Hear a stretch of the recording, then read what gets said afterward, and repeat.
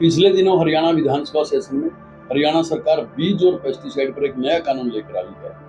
हम सरकार को बताना चाहते हैं कि आप जो कानून लेके आई है, आपकी सोच अच्छी हो सकती है किसानों के। जो ये संगीन धाराएं, जो गैर जमानती अपराध की धाराएं आपने बीज विक्रेताओं के लिए जोड़ी है, ये सरासर गलत है। हम मांग करते हैं कि आप इन्हें हटाएं।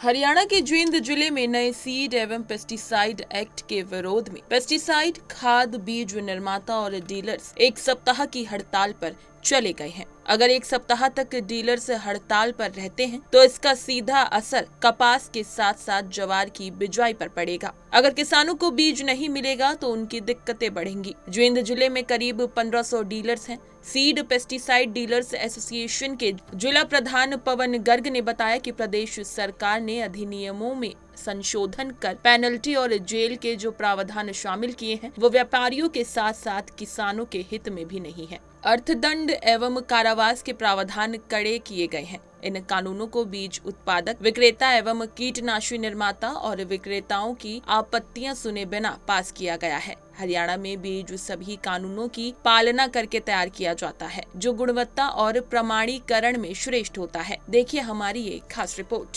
पिछले दिनों हरियाणा विधानसभा सेशन में हरियाणा सरकार बीज और पेस्टिसाइड पर एक नया कानून लेकर आई है।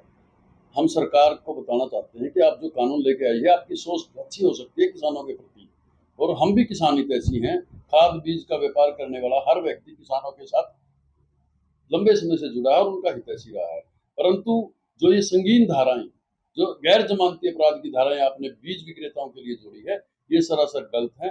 हम मांग करते हैं कि आप इन्हें हटाएं। जी, कल भी आप मिले थे, मुख्यमंत्री से मिलने का आपने समय लिया था, मुलाकात हुई थी, तो क्या लगता है कि भी आपकी मांगें जो मांगी जाएंगी? देखिए, हमारी जो प्रदेश भर की यूनियनें हैं, वो लगभग 10 दिन से हरियाणा के प्रत्येक विधायक तक पहुंचकर अपना मांग पत्र सौंप चुका है। माननीय मुख्यमंत्री जी के संज्ञान में भी मामला है, परंतु न जाने ऐसी क्या मजबूरी है कि वो इस बात पर संज्ञान नहीं ले रहे। मैं आपको एक बात बताना चाहता हूँ कि जो सरकार नया कानून लेकर आई है, उसके अंदर नकली और स्टैंडर्ड दो शब्दों का भेद सरकार हमें नहीं बता पा रही। क्योंकि अगर किसी चीज का सैंपल होता है और अगर वो 0 पाया जाता है तो वो नकली है, या किसी कंपनी का लेबल लगाकर दूसरा व्यक्ति बेचता है, वो नकली होता है। ना कि आपने कोई चीज बनाई दवा और वो 40% सरकार ने उसका परमिशन दी हुई और वो 38 या 37 आ गई, तो क्या वो इतना संगीन अपराध हो गया कि उसे गैर जमानती की श्रेणी में रखा जाएगा? उसे 3 लाख रुपए का जुर्माना और 3 साल की सजा दे दी जाएगी। इससे पहले भी एक्ट था, इससे पहले भी कानून था, पूरे भारत में कानून है। होता ये था नियम अनुसार कि कृषि विभाग किसी चीज की जांच करता था, लैब में सैंपल जाता था, अगर वो फैलाता तो दोबारा से उसको जांच करने की अनुमति होती।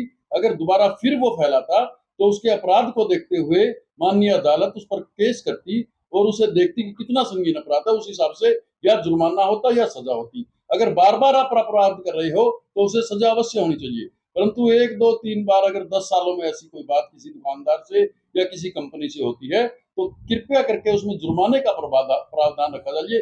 यहाँ सरकार ने जुर्माना और सजा दोनों लिख दी, जबकि जुर्माना या सजा शब्द होना चाहिए। ये हमारी सभी व्यापारियों की सरकार से मांग है। दूसरी जो फसलें होंगी उससे किसानों को कितना नुकसान होगा, जो आपकी भी दुकानों की जो है हड़ताल उससे?